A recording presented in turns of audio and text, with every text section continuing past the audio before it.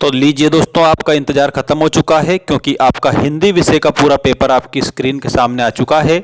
इस पूरे पेपर को यदि आपने हल कर लिया तो यह मानकर चलिए कि आप आराम से पास हो जाओगे। दोस्तों जल्दी से जल्दी सभी बच्चे लाइव आ जाएंगे क्योंकि आपको कक्षा 10वीं अर्धवार्षिक परीक्षा हिंदी का मैं पूरा पेपर बताने वाला हूं। चलिए बिना देर की स्टार्ट करते हैं। सभी बच्चों से मेरी एक रिक्वेस्ट है कि आप इस चैनल को सब्सक्राइब करके रखिए ताकि मैं आपकी सारी हेल्प कर सकूं और आपको अच्छे से अच्छा कंटेंट उपलब्ध करा सकूं। चलिए स्टार्ट करते हैं पहले क्वेश्चन से। ये रहा आपका पहला क्वेश्चन। इसमें दिया है शिव धनुष टूटने पर कौन क्रोधित हो गए थे। तो साथियों, शिव जी का जब धनुष टूटता है तो परशुराम जी क्रोधित हो जाते हैं। तो इसमें परशुराम आपका उत्तर नंबर बी आपका करेक्ट उत्तर हो जाएगा। ठीक है। इसके बाद में रीतिकाल को काव्य धाराओं में विभाजित करा है। तो 3 काव्य धाराओं में विभाजित करा है रीतिकाल को।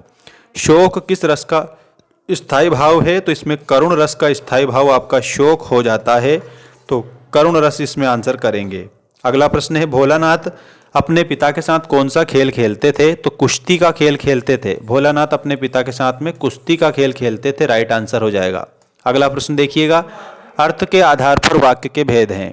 तो अर्थ के आधार पर वाक्य के 8 भेद होते हैं। नेताजी का चश्मा के लेखक कौन है। तो स्वयं प्रकाश जी नेताजी के चश्मा नामक जो पाठ है उसके लेखक हैं। तो स्वयं प्रकाश आपका इसमें आंसर हो जाएगा करेक्ट। ठीक है। इसके बाद में देखिएगा, आपका रिक्त स्थानों की पूर्ति कीजिए वाला पूरा प्रश्न आ चुका है।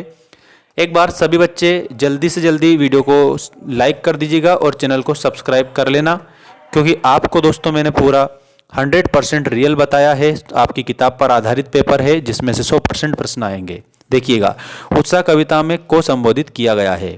तो उत्साह कविता में दोस्तों बादल को संबोधित करा है। तो इसमें बादल लिख देना।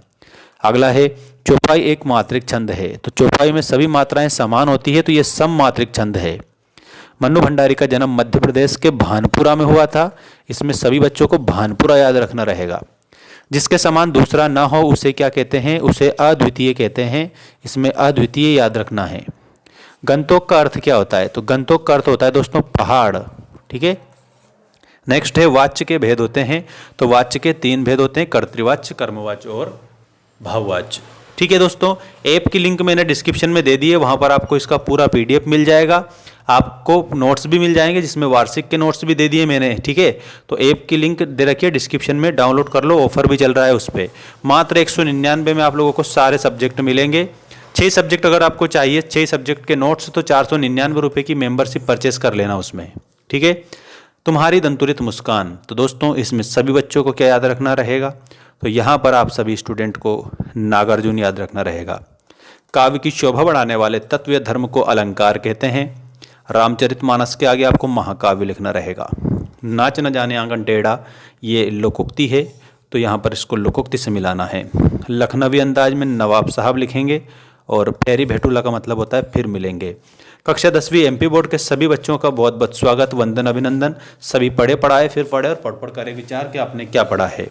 चलिए अब आपको मैं अगला क्वेश्चन बता रहा हूं। चैनल को आप सब्सक्राइब जरूर करके रखना। सत्य असत्य लिखिएगा। पहला क्वेश्चन आपकी स्क्रीन के सामने ये रहा। देखिएगा, बाल गोविंद भगत की आयु 50 वर्ष थी। तो इसमें आप लोगों को असत्य लिखना है क्योंकि 50 वर्ष से ज़्यादा के थे वे।